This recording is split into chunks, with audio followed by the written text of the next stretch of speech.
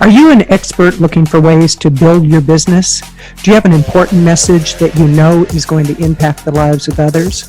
Do you want to learn from some of the leading experts in a variety of industries on how to position your message, grow your business, and increase your revenues?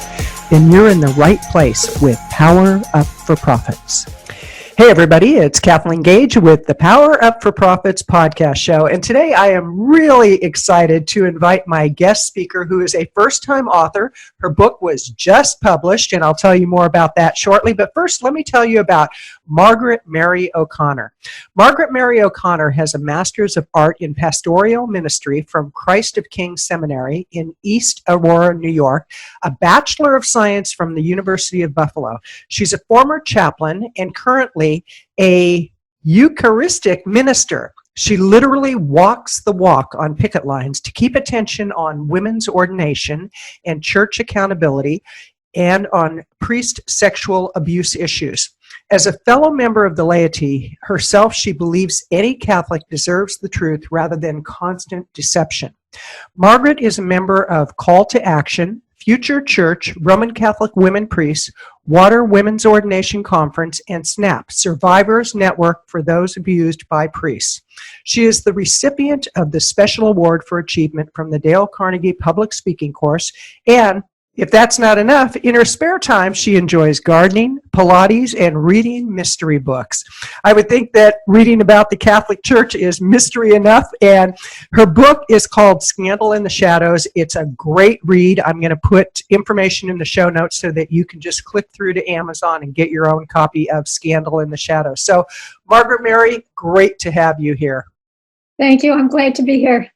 So, I'm really interested in finding out more about your background. You've got, several degrees. You've got a master's degree, a bachelor degree.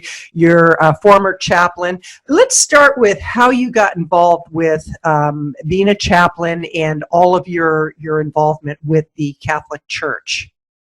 Well, when I was going for my master's of pastoral ministry, they did offer a chaplaincy program.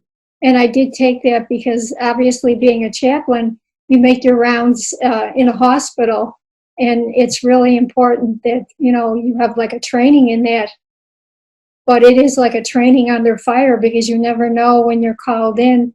It could be a baby that died, or it could be some type of even a horrific car accident. Or in one case, there was a man that was out doing on a riding lawnmower, and unfortunately his child had like one of those little push lawnmowers, and somehow the child lost his balance and the father went over the child's leg.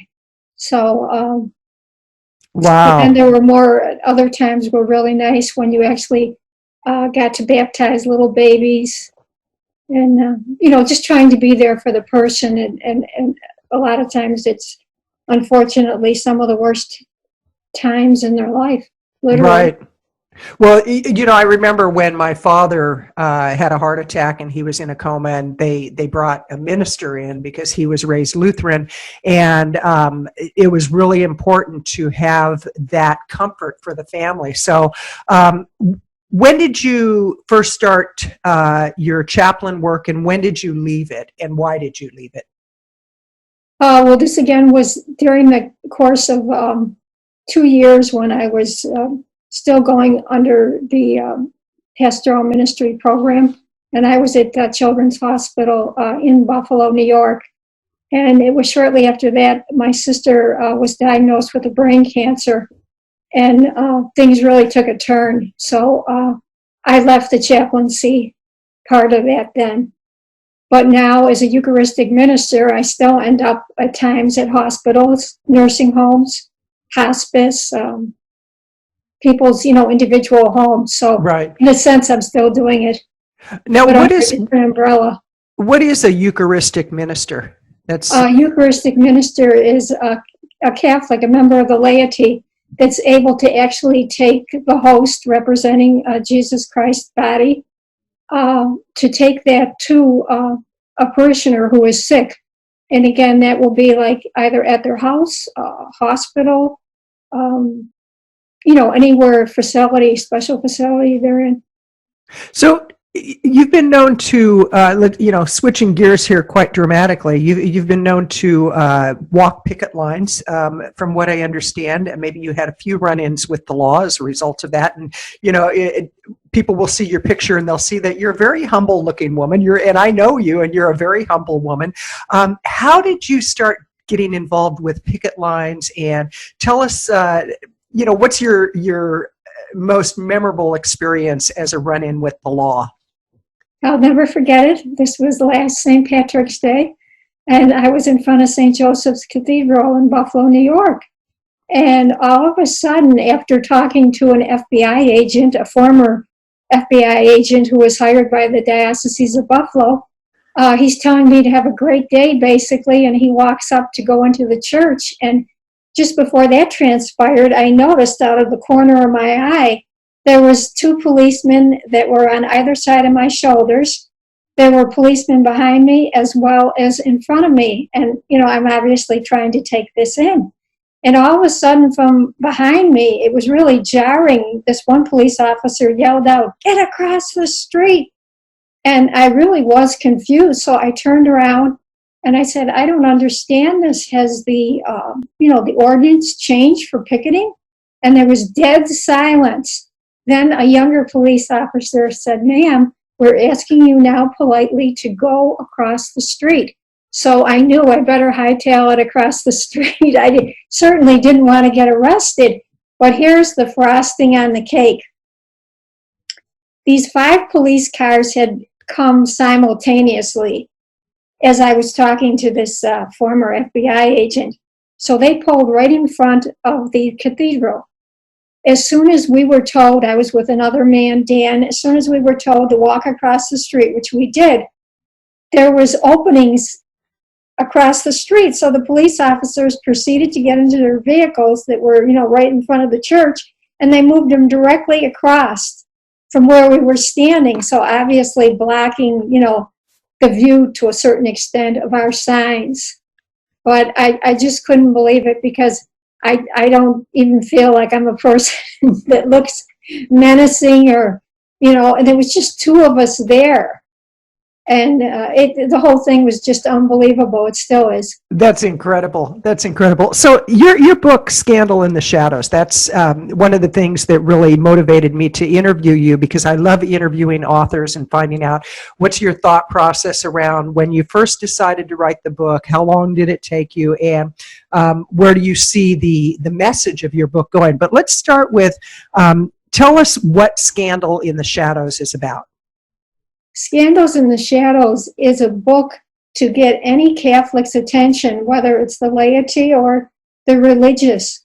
And it basically is going to present a truth that has been within the scandal of the shadows of our church history. There's lies, there's been cover-up and deceit, and this has gone over centuries. Basically, it's breaking down a whole new history for any Catholic to understand that, yes, there really were women religious in various roles, whether it be way back, there was women apostles, there was women deacons, priests, bishops, and so many times the Catholic Church outright continues to say, no, this wasn't so. They will not acknowledge this history, even in the light of research that has been done, that has factually proven that this is, again, something that's a fact. It's not conjecture. And I really want any Catholic to see their church like they've never seen it before. And in particular for women, this will open up a completely different faith experience.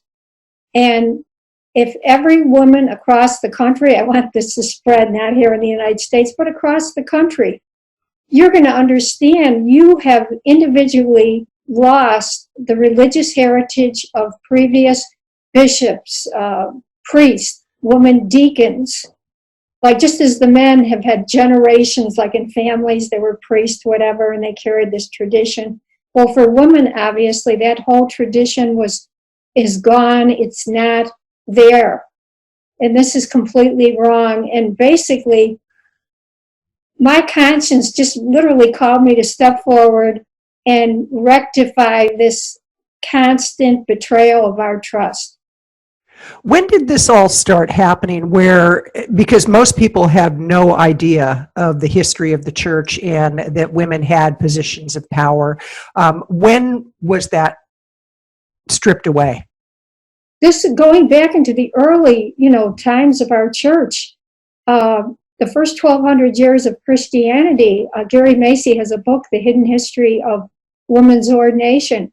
And he said he had no idea. It really surprised him, and it'll probably surprise, many people. And again, until this research was done, to prove this so, everyone was just going on what the hierarchy of the church was contending. And they were outright lying, deceiving, the laity of the Catholic Church on this point. So when did you start first researching for the book and writing the book? Oh, this has been a process about 2.5 years. But going back in the 80s is when I first gained my interest there. I heard Joan Chittister, Sister Joan Chittister, and she's a real live wire. She's really a brilliant woman, and she started talking, about like the history of women in the early church. And to me, wow, my ears, sprung open, because you obviously don't get any of that going to a Catholic church, because the homiletics, the lectionary is very scarce for any mention of women's names. Let's put it that way. Interesting. And this is Kathleen Gage with Power Up for Profits, and I'm talking with Margaret Mary O'Connor, author of Scandals in the Shadows. And Margaret Mary, how can people reach you? Yes, they can go to my website, yourradicaltruth.com. That's yourradicaltruth.com. I love that, Your Radical Truth. When I saw your web address, I was like, oh, this woman's a rock star. And, again, it's not like you're superimposing. It's not like you're threatening. And yet you're going to be rocking the boat quite a bit with your book. Now, during the process of writing your book, did you ever have times where you thought, why am I doing this? Am I really being called by God to do this? Am I really supposed to be the person that reveals this deep, dark secret of the church? Yes, in fact, before I even started writing, I went to a psychic because I thought, why am I having such thoughts? I mean, who am I to write a book? And really, if you look at my history, I don't have a journalism degree. Obviously, that isn't my specialty. I write basically out of my passion for a subject area and my conscience, whereas a trained writer could write in the same area and they could present that same passion and interest, but it's just that they're skilled in that set of how they, have like that command over words. So initially there was great concern there. And now that the book is published, do you have any concerns about the message getting out? I'm preparing myself. Unfortunately, people should remember I am just the messenger. This is going to be very radical. Yes, this will be very radical information. But I want people to remember behind this is my concern for them finally understanding the truth. You look at the word scandal, that actually means omission. The church has omitted the actual history of not only woman priests, former woman apostles, deacons.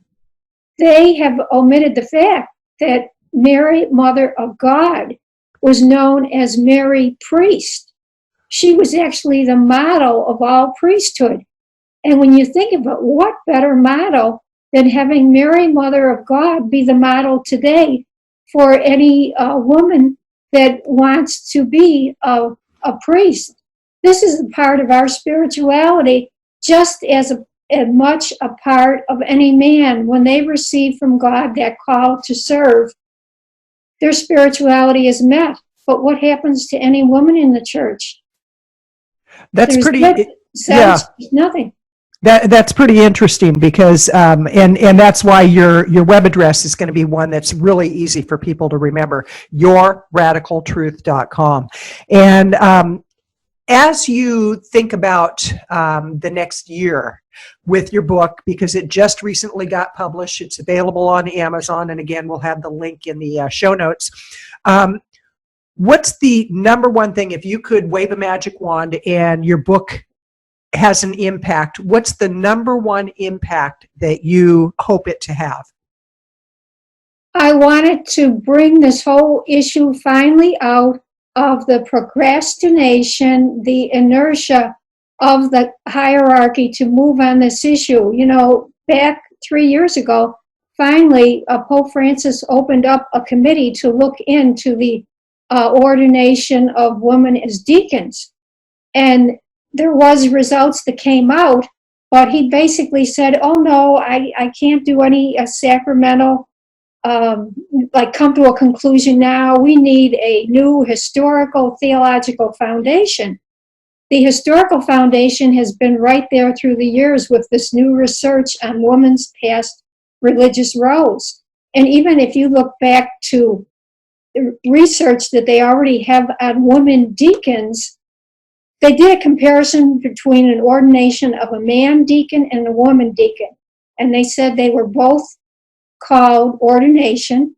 They were both on the altar in the presence of a bishop. Both had the placing on of hands over them with the bishop officiating in prayer. And both had the stole placed around each of their necks. And then they both received the chalice full of representing Jesus's blood. So what I'm trying to say is, I mean, what more similarity can you get? And still people will say, gee, I don't know. I don't think women were ordained. Yet when you go back into the history, popes made up lists and as well bishops of different orders. That would be like, in the Catholic Church, you could have like a Franciscan order, different orders of priests, whatever. But there was obviously at that time, there was different orders. And among those listings were women's names. So there's all this evidence. There was even a Pope Gelasius back in 494, and he was really upset when he heard that other priests were allowing women to come on the altar and to officiate with them and to give out communion. And he said they shouldn't be allowed to impute in matters only for men. And here again, it's more proof. Why would a bishop ever send out letters to priests if women weren't actually in these positions?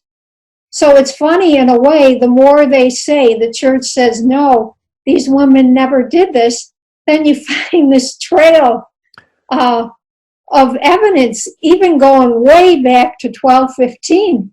There was this commentary by this man, and there was a problem because he was obviously against women, but there was an older collection of law, and in that law it mentioned women deaconesses and women priests. So then how do you get around that? Absolutely. So do you think that it's that the male priests were threatened by women? What was the motivation to hold women down?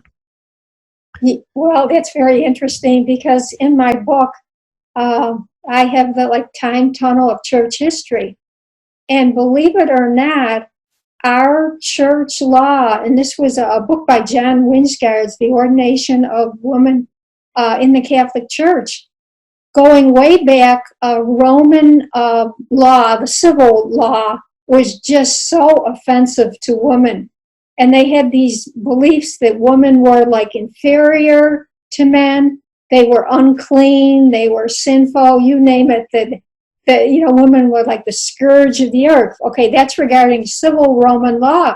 But what happened in the northern part, of Italy, you had many of the church theologians and fathers. They incorporated this same Roman civil law and basically made it into, took a large part of that and shaped their church law.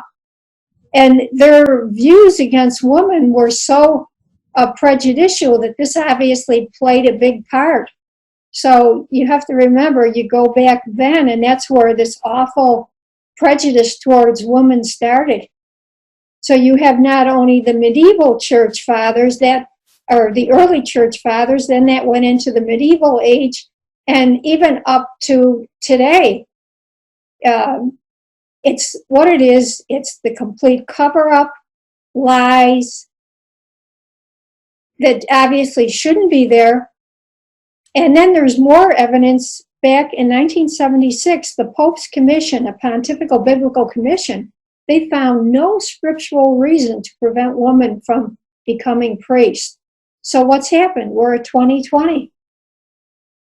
Sister Chris Schenck said back in 1995, there was this Canon Law Society of America, and they basically mentioned that all it would take is one more office to approve this, and I guess a basic tweaking of canon law, and women would be allowed to be deacons.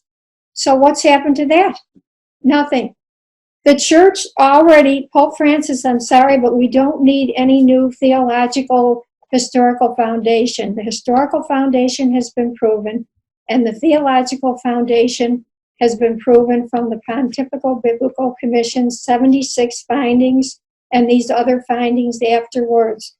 Why aren't you following what is already in front of you? You have not followed your own Pontifical Biblical Commission findings. You've completely ignored. Vatican II had a directive to remove all discrimination throughout the church, particularly sexual discrimination. Okay, what's happened to that? Zip, zilch, nothing. It's like at every angle. They've even dismissed Jesus's own biblical words on women's equality, whether you look in Galatians 3:26, that there is no man or woman, all are one in Christ Jesus. Or even go back into Genesis 1:27. In the divine presence of God, He created woman and man. He made them. And yet, when we come into the church today, even though obviously women are baptized like men, they don't have that same equality. And then finally, this one is just, I can't believe it. Jamie Mason had a blog, and in that blog she referred to a book that our current Pope Francis, he was a cardinal back in 2010, and the book was called On Heaven and Earth. And in that book, Pope Francis came out with a statement saying regarding woman feminists basically accomplished all their goals back in the 1920s when women received their right to vote. It's like women don't have any other areas to address as far as equality goes. And the most striking part of that is in our own church, there's this huge chasm of division, regarding women's own equality. And the hierarchy in our church today does not see that. They do not see a woman's inequality. It simply isn't an issue. And I know you scratch your head, you shake your head. God only knows what they're thinking. It's amazing because I'm getting quite an education here, and I know that when people read your book, Scandal in the Shadows, they're going to find a lot of reference in there. You've done your homework, you've really researched this, and it's quite an accounting of the history of what went on. As you think of other people who have a message that is as powerful as yours, because right now you're a one-woman show on this, you're a one-woman crusade on this, and obviously you'll get pushback on it, there's no doubt. You and I have actually had that conversation, how there will be people who do not like the fact that you're revealing the truth, and this is, throughout history there are people that revealed the truth, and yet people didn't want to hear the truth. So as you think of other authors or soon-to-be authors that have a very important message, and they're afraid of being judged. What would your advice to them be? It would be to go with your conscience and to speak from your heart. And if you're like me and you simply fed up with being outright betrayed, don't think about it. It's time to do something. And it's so ironic. Even let's take this cover-up lying deceit over into the priest sexual abuse scandal. Mm-hmm. It's the same things, the same cover-up scandal. I mean, a different topic, but basically those same components. And that's why I've picketed for that too, Right. And boy, what a cover-up that was. And I'm Kathleen Gage, talking with Margaret Mary O'Connor, who is the author of the newly published book, Scandals in the Shadows. And in closing, Margaret Mary, what are your final thoughts about being an author, about the message you're carrying, about what the future holds? To me, it's like a dream. It really is a dream come true. But I want people really to hopefully be ignite a flame and let this go worldwide and bring back any woman's rights in the Catholic Church to really live out their own spirituality if they have a call towards priesthood. Wonderful. And this is Kathleen Gage talking with Margaret Mary O'Connor.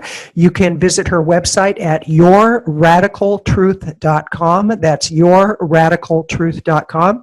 And her book is available on Amazon.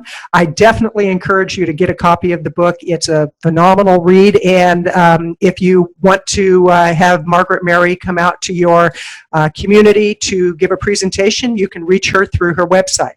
This is Kathleen Gage, wishing you a great day.